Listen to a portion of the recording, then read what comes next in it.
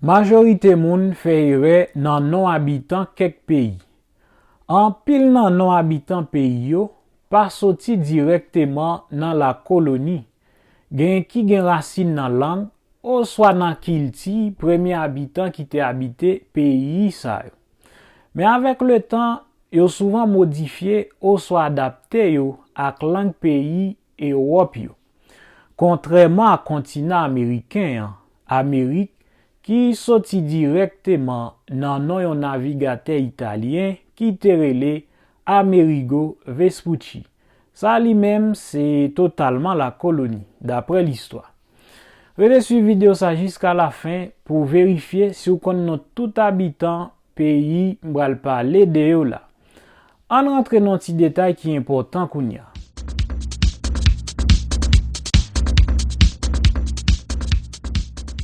Le yo cite non peyi tankou Brésil, Argentine, Japon, pou m cite sa yo selman, li fasil pou moun konen non habitant peyi sa yo, se Brésilien, Argentin, Japonais. Nan pi foka, terminezon non habitant peyi yo gen son yen, tankou Chilien, Haïtien, Brésilien. Gen ki gen son en, tankou Cubain, Américain, Argentin. Gen lot ki gen son e, tankou Français, Sénégalais, Portugais, Japonais. E pi gen lot kategori ki vreman ra, ki gen son wa, tankou Chinois, Suédois, Gallois. Se ka sa ou nou jwen ki pi frekant nan fason moun pale chak jou. Men atensyon, gen pil lot non habitant lot peyi ki ka lage wates yo pat konen yo. Le sa, wap oblige pedi point ou swa fe 0 nan examen. Wap oblige rete bouche ferme nan interview ou bien di sa vle ou gran moun. Nan menm la genyen yon ti tablo ak yon list 14 peyi non habitant yo pa tro fasil pou moun. Nap komanse avek peyi Madagascar. Ou kon peyi sa? Madagascar se yon peyi nan kontinant Afriken. E li se pi go il ki gen nan kontinant sa. Non habitant peyi Madagascar se Malgache. Yo di Malgache ni pou fi, ni pou gason. Men yo pa di Madagascarien. Nan pou yon deuxième peyi, se la Serbie. Serbie se yon peyi nan kontinant Européen. Non habitant peyi Serbie se Serbe. Yo di Serbe ni pou fi, ni pou gason. Nan pati pou yon troisième peyi, la Belgique. Belgique se ankon yon lot peyi en Europe. Non habitant peyi Belgique se Belge. Son mot identique, yo di Belge ni pou fi, ni pou gason. Au masculin comme au féminin, on dit Belge. Par exemple, on prend comme exemple une intervention belge. Kevin De Bruyne, le footballeur belge, un joueur de football qui est moins rapide. Jean-Claude Van Damme, l'acteur belge. Ah, vous voyez comme ça, non? Ça fait longtemps à regarder film acteur ça. Finalement, on connaît, il n'est pas américain. Jean-Claude Van Damme, c'est un belge. Jean-Claude Van Damme, le belge. N'a pas un quatrième pays qui c'est Guatemala. Guatemala, c'est un pays dans le continent américain, précisément dans l'Amérique centrale. C'est un pays qui a un gros parti dans l'ancienne culture malgré domination colon. Non habitant pays Guatemala, c'est guatémaltèque. Yo dit guatémaltèque ni pour fille, ni pour garçon. Est-ce que ou même ou te kon dit guatémalien? Non, ça son histoire guatémaltèque. Yon cinquième pays que n'a pas c'est la Suisse. Suisse c'est un autre pays qui situé en Europe. Non habitant pays la Suisse c'est Suisse, même non ak pays. Mais gon ti détail dans genre yo. Yo dit Suisse pour garçon, yo dit Suissesse pour fille, mais yo dit Suisse pour fille tout. Yon sixième pays n'a parti sous la Russie. Russie, c'est un pays qui chita kol dans deux continents, en Europe et en Asie. Russie, c'est un pays qui a plus gros territoire dans tout le monde là. Non habitant pays la Russie, c'est Russe. Yo dit Russe pour garçon, yo dit Russe pour fille tout. Mais pas gen Russien, pas gen Russienne, pas gen Russes.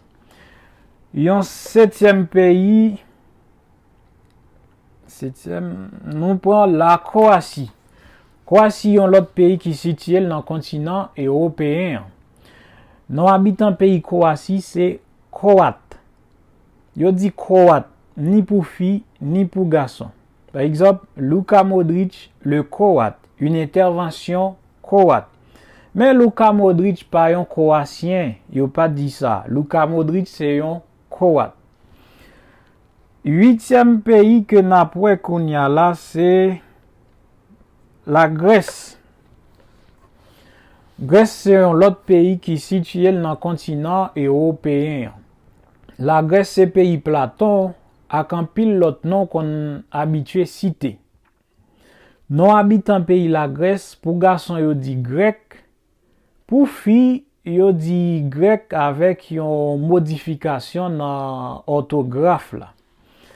N'a parti pour un neuvième pays. En neuvième, n'a prend Afghanistan. Afghanistan, c'est un pays asiatique, c'est-à-dire dans le continent Asie. Non habitant pays Afghanistan, c'est Afghan. Yo dit Afghan pour garçon, yo dit Afghan pour fille. Tout débat Afghan. Afghan pour garçon, Afghan pour fille. Dixième pays que n'a pas. Burkina Faso. Bon, non pays ça te ka mettre dans tout ça pas bon net. C'est un pays qui gagne un habitant qui plus spécial.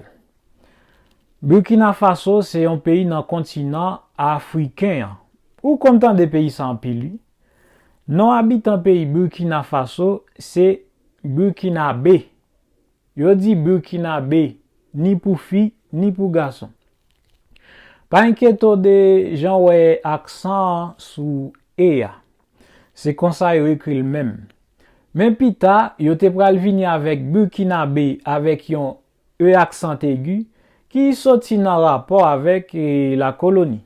Mais officiellement, ça yo plus utilisé c'est Burkinabé qui sorti dans Kilti Payo.